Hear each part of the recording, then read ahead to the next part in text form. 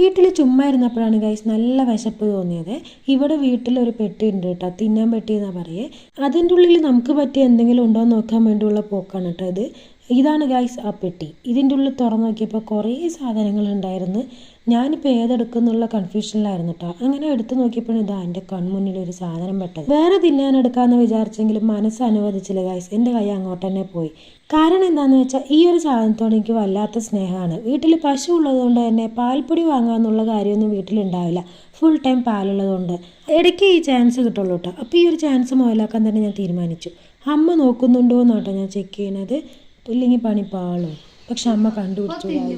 എന്തൊരു സാധനം വെച്ചാലും പാൽപ്പൊടി ഇവിടെ വാങ്ങി വെക്കാനേ പാടില്ല നിന്റെ അടിയിൽ. എന്തിനപ്പോൾ അതെടുത്ത് തിന്നണത്, ഒരു ആവശ്യത്തിന് വെച്ചതല്ലേ എന്നൊക്കെ പറഞ്ഞിട്ട് അമ്മ ഓരോന്ന് പറഞ്ഞുകൊണ്ടിരിക്കുകയാണ്. പക്ഷെ കുറച്ച് കഴിഞ്ഞപ്പോൾ ഗൈസ് എനിക്കും കൂടി തടിയെന്നുള്ള ഒരു ചിരിയായിരുന്നു കേട്ടോ അത് ഉണ്ടായിരുന്നത്. 10 രൂപയുടെ പാക്കറ്റിലാകെ കുറച്ചേ ഉള്ളൂ. അതിൽ നിന്നും ഒരു കുറച്ച് അമ്മയ്ക്ക് കൊടുക്കേണ്ടി വന്നു ഗൈസ്. സങ്കടമൊന്നുമില്ല, കുഴപ്പമില്ല. എന്നാലോ ബാക്കി തിന്നാനും സമ്മതിക്കില്ല. ഇനിയും താന്ന് പറഞ്ഞ് കൈ നീട്ടി വരികയാണ് എൻ്റെ അമ്മ. പക്ഷെ കൊടുക്കാണ്ടിരിക്കാൻ നമുക്കൊണ്ട് പറ്റില്ലല്ലോ, അതുകൊണ്ട് നമ്മൾ കൊടുത്തു. ബാക്കിയും കൂടി ചോദിക്കുന്നതിന് മുന്നേ ഗൈസ് ഞാൻ അവിടെ നിന്ന് ഓടി രക്ഷപ്പെട്ടു കേട്ടോ. അപ്പോൾ ഇന്നത്രയേ ഉള്ളൂ കേട്ടോ. ബൈ ബൈ ഉമ്മ.